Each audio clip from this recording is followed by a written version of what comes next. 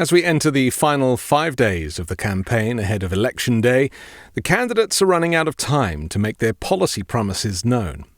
And it's often a toss-up between detailing your own offering versus trashing the other side.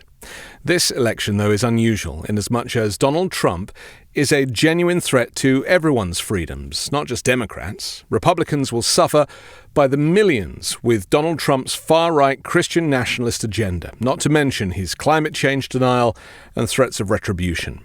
So Kamala Harris has had to spend half of her time exposing the risks of a Trump presidency in addition to explaining why Democrats would be a better choice for all Americans. America, this is not a candidate for president who is thinking about how to make your life better. This is someone who is unstable, obsessed with revenge, consumed with grievance, and out for unchecked power.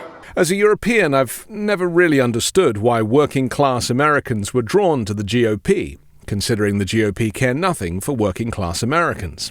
They've literally never had a policy that serves them. They just use them by finding common ground, blaming immigrants for all their woes, whilst at the same time investing nothing in the immigration system, which they constantly complain about. It's hypocritical, sure, but it's also intentional. Make their supporters angry, fearful, and aggrieved about a problem that barely affects them, and then have Trump TV channels repeat it so it becomes a hot-button issue.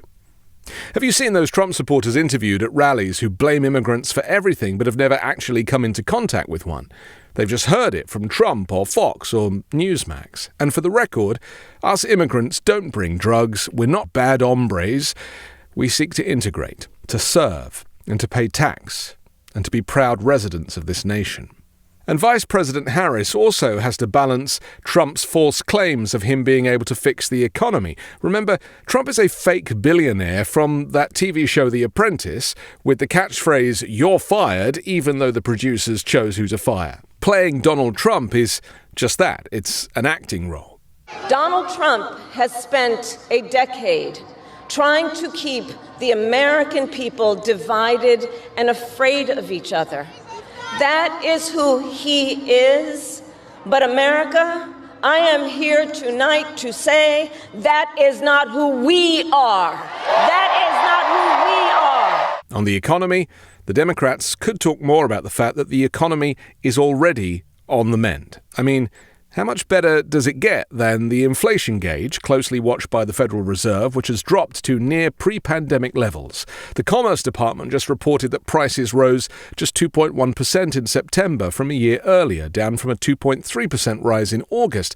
That's barely above the Fed's 2% inflation target and in line with readings in 2018, well before prices began surging after the recession of the pandemic. For the past 6 months, core inflation has declined to a 2.3% annual rate, down from 2.5% in August, and economists still expect the Fed to cut its key rate by a quarter point when it meets next week. The disgraced former President Trump has largely blamed the Biden-Harris administration's energy policies and promised that inflation would vanish completely if he's elected.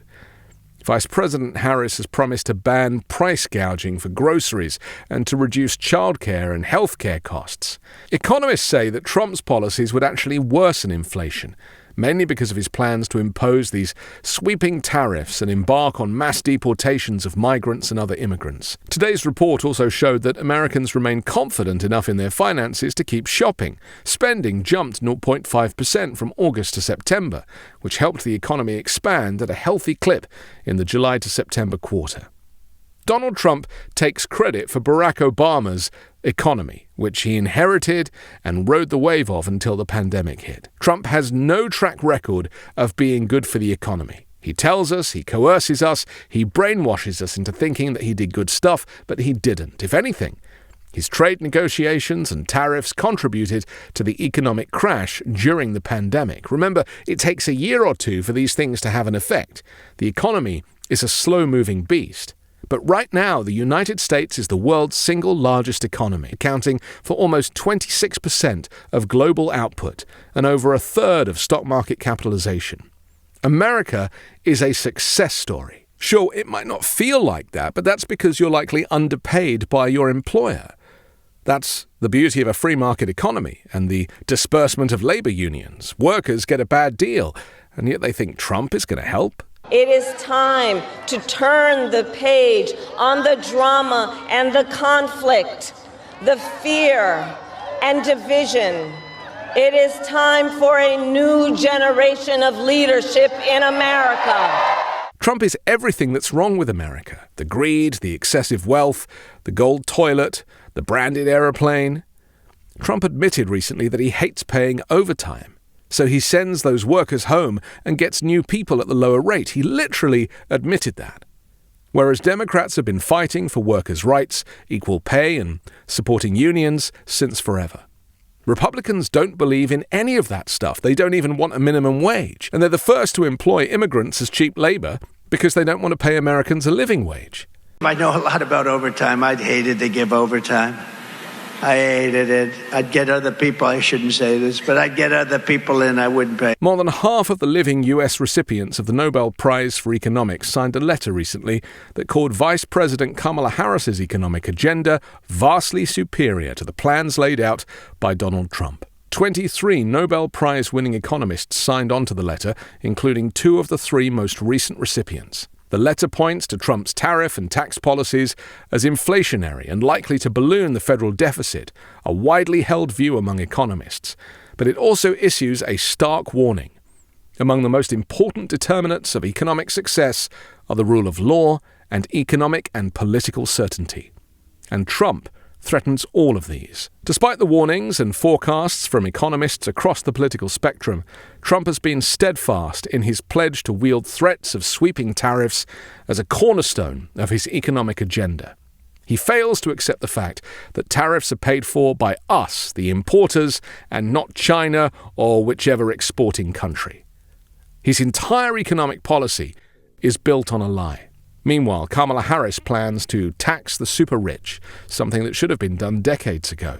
The rich have just got richer, and they can easily afford to plug the gaps in public spending if only they paid their fair share. I mean, how much money do these people need? Donald Trump would deliver tax cuts to his billionaire donors. I will deliver tax cuts to working people and the middle class. Elon Musk's wealth gain was his 3rd largest ever this year, and brought his fortune to $270 billion, $61 billion ahead of second-place Jeff Bezos. America is home to over 750 billionaires.